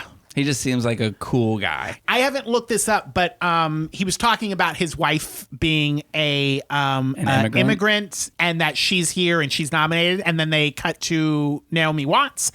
I don't keep up on all of the Hollywood relationships, but I was under the impression Naomi Watts was married to Liev Schreiber. When did that end? No, I don't. They were together for a long time. They've been together for. These guys have been together for a while. Ever since the Capote talk. I forget where I saw them together. It was at some other award show or something. And I was like, oh, I didn't know they were together. I mean, we're going back 15, 20 years that she was dating Liev Schreiber, but I assumed that they had been together this whole time. Another one I just found out, somebody who was in a relationship that I just found out is over. I don't remember, but I'll get to it. It'll come back to me. But there's another celebrity couple that broke up like in 2014, 2015. And I was like, oh my God, they're not together? Anyway, so something they did throughout the show, which I thought was cute, and I think that they did this last year too, where they had like character archetypes from shows, and they came out and presented. So they started with TV dads. Last time it was reunions of shows, and this was archetypes. So they had TV dads, and it was George Lopez, Damon Wayans, and Jesse Tyler Ferguson. Cute. It was a cute thing. Very cute. I just want to give a shout out because right after the supporting actor in a drama commercials played, and I know you didn't see them, but there's this. Have you ever seen the Jardians commercial where they sing this song? Yes. It is such a catchy fucking song that I just want to give a shout out to that, because during the thing, like Jen and I are sitting there watching this, and she gets up at commercials and does something else, and she's in the kitchen and I'm on the couch, and we just start at the same time singing along and dancing to it. So stupid. So they come out and they give out Outstanding Lead Actor in a Comedy Series, and it goes to Jeremy Allen White, the Bear. Did they? Did they? Now I will say, whether he's in a drama, a comedy, an action film, because he's been to a movie lately, does this man ever smile? The way I used to think about Ryan Gosling is now how I think about Jeremy Allen White. I don't think he has range. He has the angry mug, and that is it. I never see him smile. I never see him laugh. And when he talks, he sounds like he's had his jaw wired shut. He's like talking through his teeth. I think that this is a testament to his abilities and why he deserves these awards. Because to be that way, but to star in a comedy takes a lot of skill. I don't understand it. You're winning an award. Loosen up, bro. I think, the thing is like these, I mean, they're just, I don't know. Like, I know a lot of actors, and I just think like it's humbling and it's kind of embarrassing. At the same time, it's super exciting and you're nervous and you don't know what to do with yourself. So I think that I bet he doesn't remember that moment at all. He remembers getting up there, getting an award, but it's probably just such a rush. Remember, Jeremy. Such a rush of adrenaline. And don't make me defend people on The Bear. Move along. So then, this was one of the surprises. 2 stars from Always Sunny in Philadelphia, Rob McElhenney and Caitlin Olsen come out. I believe they play brother and sister on the show. They are in real life married. Yeah. I didn't know I didn't know that either. Yeah. Good for them. So She's they got come a out- new show coming out that I think I'm going to watch. I saw the trailer Is it to on that. CBS? It looks... I think No, it's it must on be on ABC. ABC. Yeah, it it's looks probably- stupid. I'm sorry. These shows where it's like, I don't know why you hate single mothers. I am a cleaning lady, but I can solve these crimes that seasoned cops can't solve. And like, bring her onto my team. You're a cleaning lady. She has a high IQ. Yeah. What's that? The Good Doctor. So these stupid shows. Stupid. They're all stupid. Keep that motherfucking name out of your motherfucking mouth. It looks ridiculous. I won't watch it, but you let me know how it is. It's gonna be great. I already know. bet it is. She solves crime and raises 3 children. I don't know why, Jeremy Vance, you hate single mothers. I don't hate single mothers. I just think they should stay in their lane. So they give out Outstanding Supporting Actress in a Comedy Series, and it goes to Liza Colin-Zayas for The Bear. Yeah. Which this is her first nominee. I know you don't like The Bear, but she gave a really good speech. She made a joke. The first thing she said when she got up there, she made a joke. I didn't write it down. I just wrote down that she made a joke, and I appreciated that. Yeah. A little bit of comedy from The And Bear. the first of several times this evening, she told people, get out and vote, which I was very appreciative for. Yes. But yeah, she first nomination, first time a Latina has won in this category. So congratulations to her. When she got up and they started hugging, I did have a question. Who was the padre sitting with the Bear cast? There was a priest in full priest garb. And I was like, who are you and why are you there? Did I miss this? He was standing. He was either next to her, like 2 seats down, and he got up when the Bear and applauded with them, and she was hugging everybody. And I was like, Padre, what are you doing? How did you get in here? I don't know anything about that. I'll find a photo for you and I'll show you. But that surprised me. I was like, I don't know who you are. So then it must have been my blind rage that the Bear won another award. you were busy yelling I at did Jen like about her it. speech, Yeah, but I'm sure she gave a very dramatic performance and deserved it. So Divine Joy Randolph comes out, and I adore her. She just won the Oscar this past Oscars. Was it this year or 2 years ago? It was this year. Big yellow dress. From Only Murders in the Building. I don't remember what color dress she was wearing. There was one very She had yellow dress. She had the hood. Yeah, yes. it had a hood. I was Was it like, there yellow? was I don't one remember the very color. yellow dress. Yeah. Yes. And she came out and gave Best Supporting Actress in a Drama, and it went to Elizabeth Debicki, who plays Princess Diana on The Crown, which was no surprise. She's been winning everything. Yeah. Yeah. Good for her. And I thought she did fine. She looked shocked, which I don't know why she looked shocked. Everybody knew she was like one of the most favored to, like the easy was going to win this category. Yeah. So I don't know why she looked surprised. And then Candice Bergen came out. Love it. I love her. But I know she's old. Yeah. But she sounded like she was having trouble breathing. She did sound a little like late stage Katharine Hepburn. Yeah. Yeah. So I was a little worried there. But she gave out Best Lead Actress in a Comedy. And this went to not The Bear. It went to Jean Smart for Hacks. I was surprised. And I loved this whole segment from Candace to Jean Smart. I loved it. Yeah. She, I don't know if you've seen, have you watch Hacks? I've seen the first 2 seasons, I think. Or the first. I know I watched the first season. It's an actual comedy. And she won for an actual comedy. So that was great. It is a comedy about people who do comedy. So it makes up for some of the Bear's lack now, of what comedy. I will say, of all of the cast members of The Bear, Ao is my favorite. So I do like her. Of her being the Bear member, the cast member who didn't get the Emmy, I was like, oh, but she got it last year. Well, January. She got it back in January. Yeah. So she's fine. But Jean Smart got it for Hacks. Maybe she just wasn't as funny this year. Maybe she was too funny.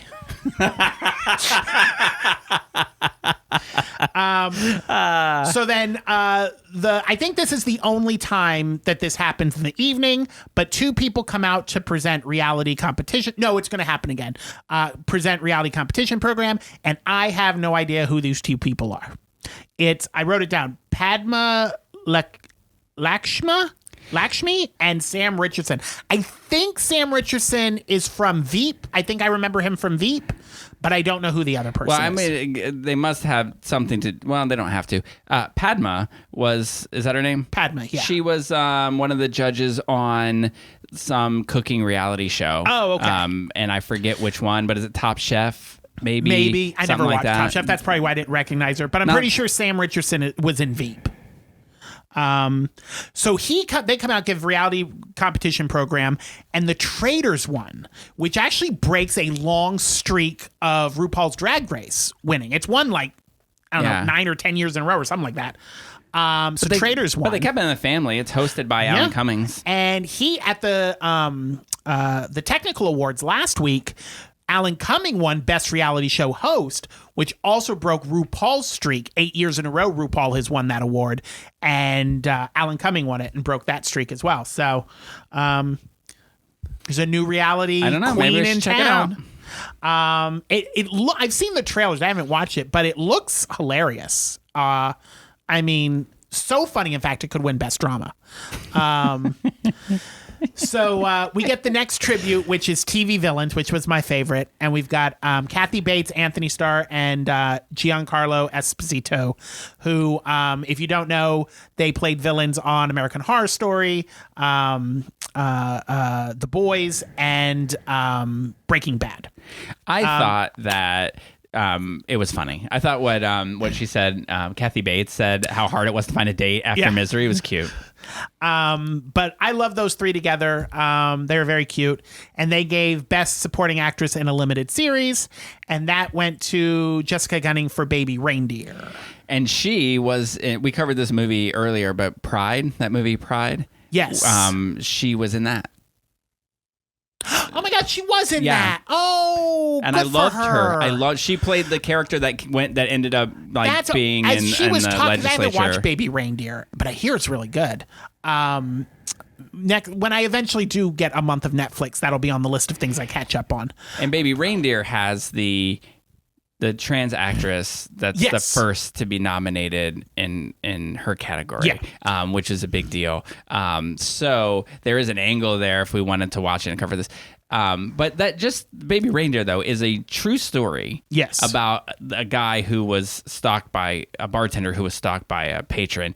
And it's the true story of the guy who stars in it, right? Yeah. And the guy who wrote it. It's based off of, because he was a comedian, and it was based off of, I guess, his stand-up or his one-man show. She comes up, and when she came up, I was like, I feel like I've known you forever. And maybe it's just because I've seen her in a movie before. But she was adorable. I loved her. So then Reba comes out with Melissa Peterman. Were they both in Reba together? Yeah. Is that what they're from? She and looks I'm very sure familiar. they're both in the next Reba show. Yeah, Reba's got another show coming out this October. And I think she's in it with her. Yeah. And they present Outstanding Scripted Variety Series, which is only 2 nominees, SNL and John Oliver. And John Oliver won. I'm sure SNL is pissed that John Oliver got moved to this category a couple of years ago, because he used to be in Talk Variety, and they're like, he doesn't have guests on, so we're going to move him to Scripted Variety Show. The speech that he gave, first of all, I gotta say, John Oliver doesn't give a fuck. No. He will drop an F-bomb wherever he wants to. And I don't know if it's just very British of him to do that, not realizing that maybe Americans are a little skittish about that. But I loved it. You know, it's funny because he started to get played off right as he was trying to tell a sad story about this dog that he just lost. Yeah. They started playing sad music, and he was like, oh my God, perfect music, but I'm going to tell this story. And it was funny. Yes. I mean, it as was he sad said, it was and his funny. Sarah McLachlan moment. Yeah. But then right after that, because you talk about, how Saturday Night Live might be pissed off about this, there was a tribute to Saturday Night Live's 50th anniversary. And we've got Seth Meyers, we got Maya Rudolph, Kristen Wiig, and Bowen Yang all come out. And I thought did a very delightfully funny riff on how... what's his name? The guy who created us Lorne now, Lorne Michaels. Michaels, has worked so hard for 50 years and has not won a single Emmy, been nominated like 81 times. Or he's lost 84. Yeah. And then they start getting into the fact that SNL has won over 200, and then they were like, "Oh, that's too many." And it's just funny the way that it all worked out. Was really funny. Skit. So they present outstanding writing for a variety special, and that goes to a gentleman by the name of Alex Edelman. For his stand-up special, which I haven't seen, but he seems charming, so I might check it out. I looked up to see if he was gay, and I believe that this is him.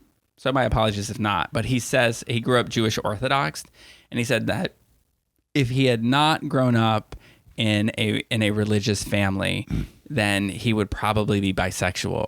But since he did, he's straight with some secrets. Oh, interesting.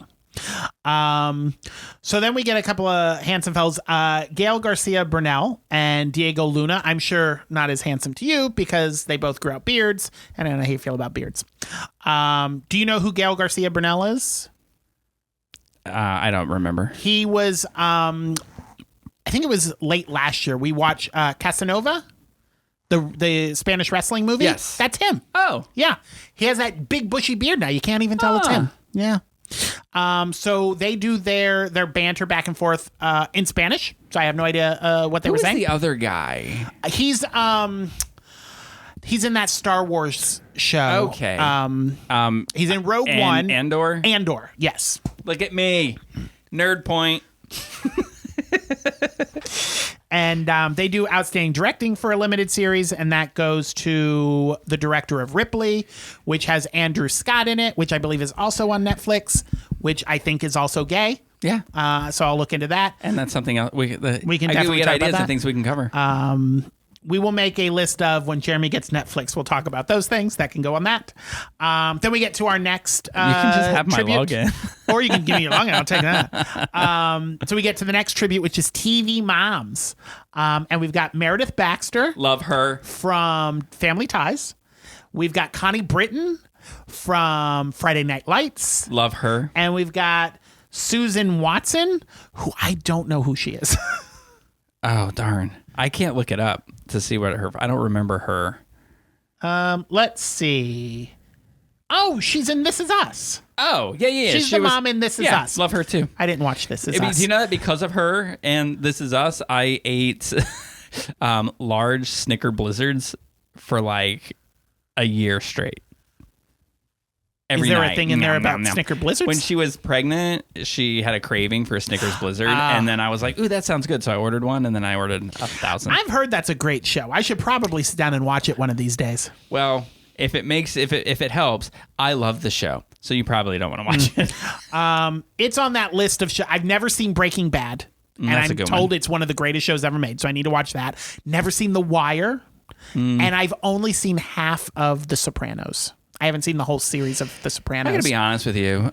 Like the overarching story of The Sopranos is good, but there are seasons where like 90% of the episodes are like, So I get like how somebody can get exhaustion from that. But This Is Us, the very first episode of This Is Us, is one of the best hours of TV I think I've ever seen.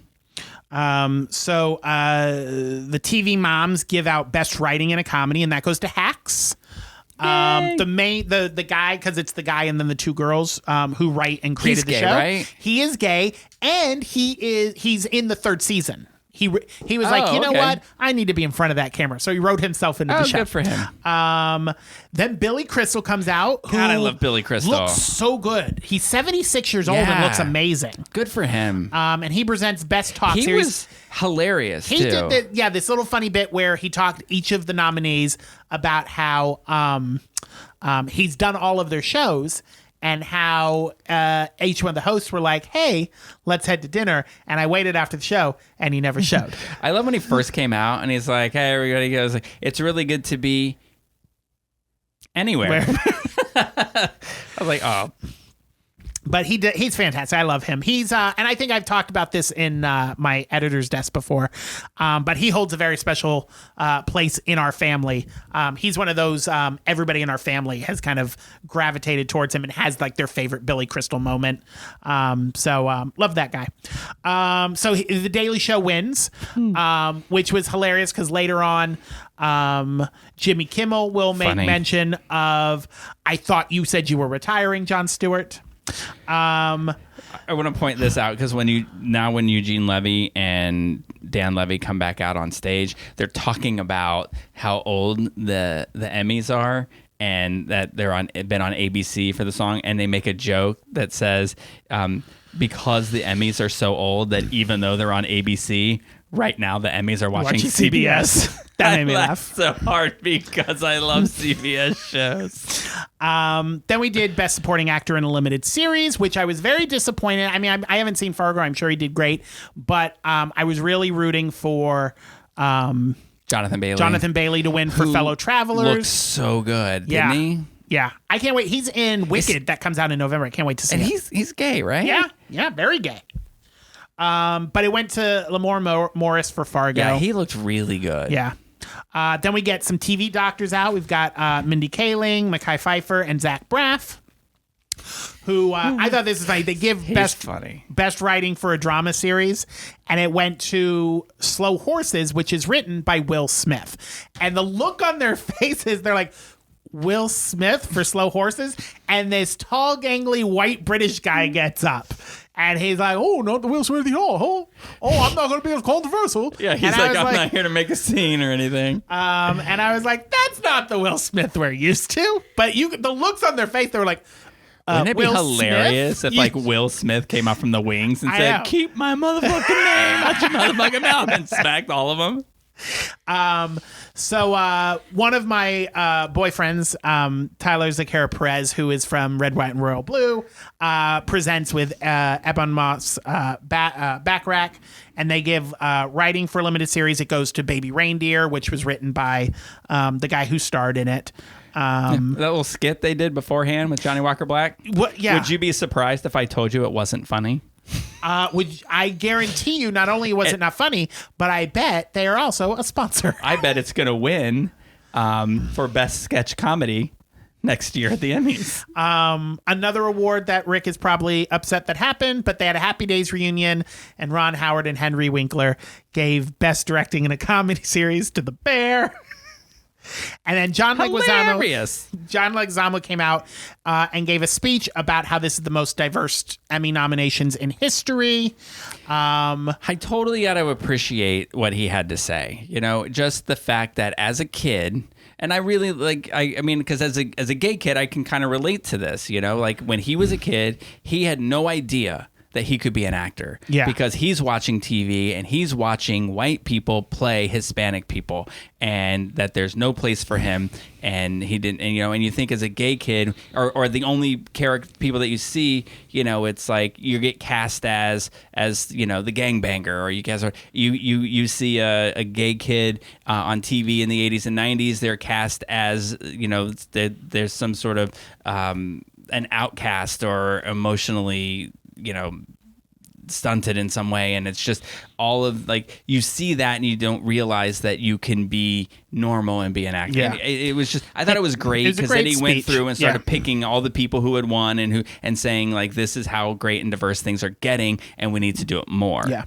Then we get to the Governors Award, which Joshua Jackson and Matt Bomer presented to Greg Berlanti, who has been started on Dawson's Creek and has created like 25 series, mostly for the CW and WB. One of the top 3 moments of the night. Yeah. That guy's speech was fantastic. And I didn't realize this, but that he is credited, right, for having the first gay teen kiss on for television. Dawson's Creek, which is really important. First gay marriage. First gay male wedding. Gay male wedding for Brothers and Sisters, which, by the way, great show, Brothers. If we would definitely be covering that. First gay wedding that I recall was the lesbians on Friends. And then the first trans superhero, who was part of the Arrowverse. Yeah. And so he had a great speech. He wins the Emmys. I loved it. Great speech. And I mean, he does all those DC shows. I'm a huge fan of his. And I think he does some amazing shows. Then we get our next tribute TV coaches, which Jane Lynch and Brennan Hunt from Ted Lasso come out. That was funny. And they bring a couple of Olympians out, and they all present outstanding directing in a drama series, and it goes to Shogun. Have you watched any Shogun yet? No, and I'm going to. Yeah. Because of this, the Emmys, I watched the first episode last night, and I can see why, just from the first episode, why it's getting so much attention. Then we get to what I think will be our most controversial moment of the night. Jelly Roll singing the In Memoriam. He sings his song, I Am Not Okay, which is a great song. I really like the song. The song is about depression and suicidal thoughts. It seems like a weird choice to sing for the In Memoriam. Somebody on Twitter, I thought, put it best when they said, I am not okay. They said, yeah, none of these people are okay. They're dead. I mean, I get that point, but the point of it was that this is a song for the people who are mourning the loss of these people, not... I get it, but the point of the song is not about the mourning. It's about dealing with your depression and your suicidal thoughts, which I think is just a weird song to pick. But whatever. He got out there and he wailed. Yeah, I was thinking, like, if it's like it's up to the producer of the show. They can tell us if they want the song to be about this, it can be, and if they want the bear to be a comedy, it can be. See how it works. So people on Twitter who were up in arms, they were like, they left out Matthew Perry and Andre Brower. No, they didn't. They both died late last year because the Emmys were in January. They carried over. There. Yeah. They were in January's episode, but a lot of people on Twitter were bitching that they weren't on there. And then this part, I get doing a little tribute to Bob Newhart afterwards, but Jimmy Kimmel coming out and then just making jokes about it, and I just find him obnoxious when he does this kind of shit. And then making it about him, and he's like, I thought you were going to retire. While it was a funny joke, not during your Bob Newhart memorial. But it's like, whatever. I think In Memoriam should just be done straight-laced, very tasteful. The Emmys have done some really great ones in the past where they highlighted huge stars, where they brought people out to talk about them. This I just thought was, I don't know who put this together, but I thought it was a shit show. Well, I mean, all I can say about that, I don't know their relationship, so I don't know if that was actually something that everybody who had a relationship with him would actually really appreciate or not. So it wasn't for me. Like, you know what I mean? Like, they didn't do that for me, so they did it for them, and it's their friends and their thing. So, they can do well, you do that on a commercial break. Then, if you're doing it for the audience, that you're doing the show for the audience. So you need to be mindful of who's watching. But they do their next tribute, and it's TV Cops, and you got Niecy Nash, who was in Reno 911, Jimmy Smits, who was in NYPD Blue, and Don Johnson, who was in Miami Vice. I love Jimmy Smits. Every show that he's been in. Even that terrible one, Bluff City Law. I never saw that. But that wasn't one of his best performances. But, man, he's great. Yeah. In L.A. Law, great. NYPD Blue, great. And he was in the last season of West Wing. Yep. Damn good. They give lead actor in a limited series to Richard Gadd for Baby Reindeer. Want to get through these last ones real quick. We're running low on time. Lily Gladstone and Greta Lee present limited actress for a limited series, and that goes to Jodie Foster. Apparently, this was her first Emmy. That's amazing. All these years of acting, first time she got an Emmy. Her. But she won for True Detective Night Country. She looked great. She fantastic. Thanked her wife. Beautiful. Awesome. Jean Smart comes out and gives best limited series to Baby Reindeer, commenting that she thought it was going to be a cute little Christmas show. That's cute, but it was not. Steve Yeun came and presented Best Actor in a Drama to Hiroyuki Sanada for Shogun. Then we get some TV lawyers, Jenna Torres, Viola Davis, and Christine Baranski. God, I love Christine Baranski. Came out and gave Best Actress in a Drama to Anasawi for Shogun. Viola Davis pulling out her best Oprah, and she's like, "This goes to Anasawi," and I was like, "Oh my god, she channeled from Oprah." Shogun. It was hilarious. Yeah, good for her. Then we get a West Wing cast reunion, which was nice.